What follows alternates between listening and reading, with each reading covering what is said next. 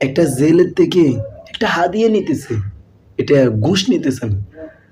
ভিডিওটা ভাইরাল হয়ে গেছে, সাংবাদিক জেলে বেশি গেছে, ওইখানেও মামারা মানে ঘুষ চাইতেছে না, টাকা চাইতেছে।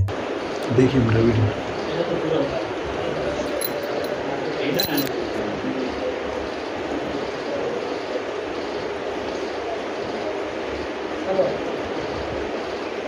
ও বলছিলাম না, আমাদের দেশে একমাত্র রাতটা পোয়ালে দুর্নীতি, রাতটা পোয়ালে সিন্ডিকেট, কখন টেবিলের তলাতে মাল আইবার, কখন টেবিলের তলে মাল দেবে।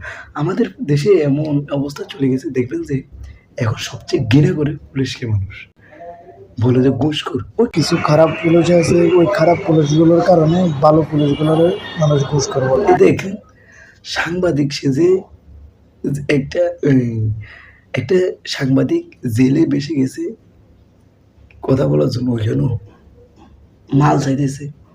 নিটি কিছু না, এটা আমাদের নিত্য প্রয়োজনীয় অভ্যাস হয়ে গেছে। এটা আমাদের অভ্যাস তো প্রয়োজন হয়েছে, আমরা না খাইতে পারলে আমরা একটা না একটা করে যাই, মানে আমাদের একটা করতে হবে, কিন্তু এটা হালাল না হারাম আমরা জানি না। ওই আরেকটা ভিডিও দেখছিলাম যে একটা ভূমি অফিসে 60 টাকা দিয়ে যে কাগজ আপনি উঠাবেন, ওই কাগজ ভূমি অফিসে গেলে 1500 টাকা নেয়।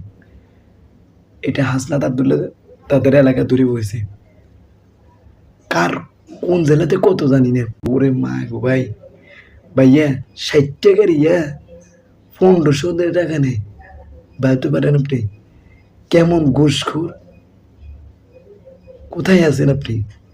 60 টাকা জিনিস, মানে তাদেরকে তো সরকার বেতন দেয় নিজে, কিন্তু আপনার টাকার জন্য সে লড়বো না। আপনি মাল দিবেন, তারপর আপনার তাড়াতাড়ি হয়ে যাবে। আপনি 500-1000 টাকা দিয়ে আসবেন, দেখবেন যে আপনি 10 দিনের কাজ 2 দিনে হয়ে যাবে, একদিনে হয়ে যাবে। আপনি পাসপোর্ট অফিসে যাবেন, তো পাসপোর্ট অফিসে যে দেখেন আপনি 15,000 টাকাতে পাসপোর্ট করবেন, ওই 15,000 টাকা যদি 1,000 টাকা আপনি বাড়াই দেন না, দেখবেন যে আপনার 15 দিনের পাসপোর্ট আপনার 12 দিনে চলে আসবে, 10 দিনে চলে আসবে, 8 দিনের মাথাতে আসবে। এইটা হচ্ছে আমার সোনার বাংলা। সরকারি খাতায় সরকাররা বেতন দেয়, সরকারি কর্মকর্তাদের জনগণের সেবার জন্য, আর তারা কর্মকর্তারা কি করে, মাল পালে নেই টেবিলের তলে। এটা সমঝোতা, এটা হচ্ছে সমঝোতার ভিত্তিতে টাকা নেওয়া। এগুলো ঘুষ না, এগুলা ঘুষ না, এগুলো টাকা। আরে ভাইয়া, রুটে নিয়ে সিন্ডিকেট করা বাকি আছে রে ভাইয়া, রুটে নিয়ে ঘুষ নেওয়ার জন্য বাকি আছে। যদি আমাদের মানুষ পারতো দেশের, রুটের জন্য চাঁদা দিত, রুটের জন্য ঘুষ দিত টেবিলের তলে দিয়ে।